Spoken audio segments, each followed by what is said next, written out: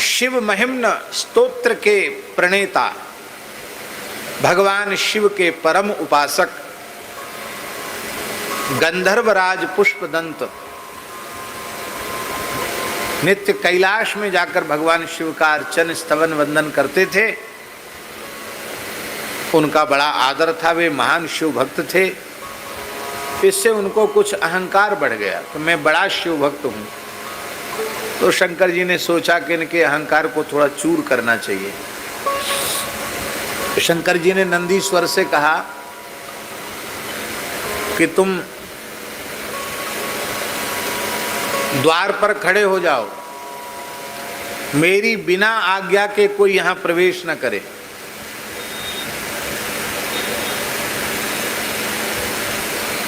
जो आज्ञा भगवान। नंदीश्वर खड़े हो गए, पुष्पदंत जी आए। वो तो किसी से पूछते ही नहीं थे। छोटे लोग तो बेचारे फिर भी पूछते, बड़े लोग सोचते हमको कौन रोकने वाला है। जा रहे थे, नंदीश्वर ने कहा हम क्यों खड़े हैं यहाँ, ठहर जाइए यहीं, मेरे स्वामी की आज्ञा है, बिना उनकी आज्ञा के कोई भीतर प्रवेश नहीं कर सकता। पुष्पदंत जी बोले मुझे नहीं पहचानते अब मैं कौन हूँ। हाँ पहचानता हूँ, पुष्पदंत हो तुम और कौन हो। यहाँ बुंदेलखंड में कहते तुम कौन बलदेवगढ़ की तोप आओ, कहते ने। आप कहते कि नहीं कहते? कहते पुराने। और तुम कोई तोप हो, पहचानते तुमको, पुष्पदंत हो तुम। अच्छा,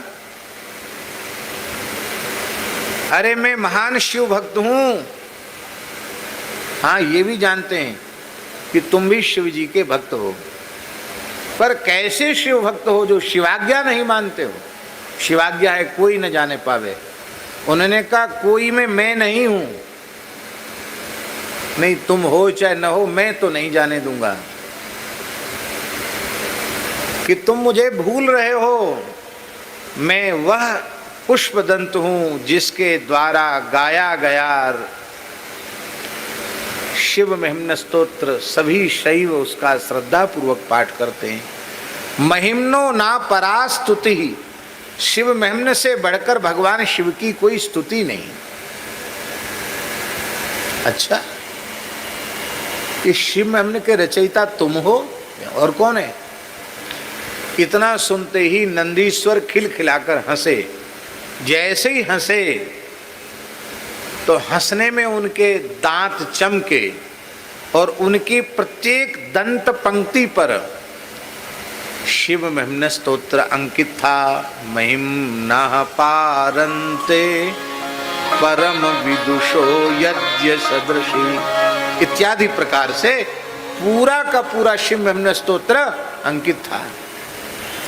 और कहा कि मैं इस स्तोत्र का सनातन काल से पाठ करता चला आ रहा हूं और तुम्हें अभी 1-2 साल प्रकट किए हुए स्तोत्र हुआ और तुम कहते मैं इसका रचयिता हूं।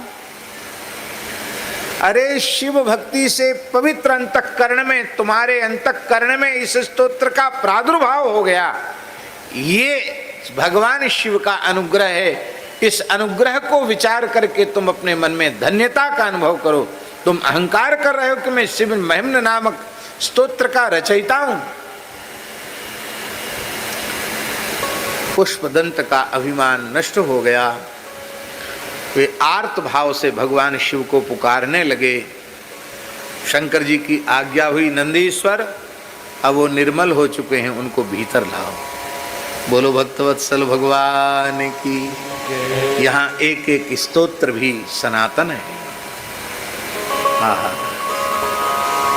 बोलो भक्तवत्सल भगवान की। राम कृष्ण की प्यारी गैया सारे जग की माता है।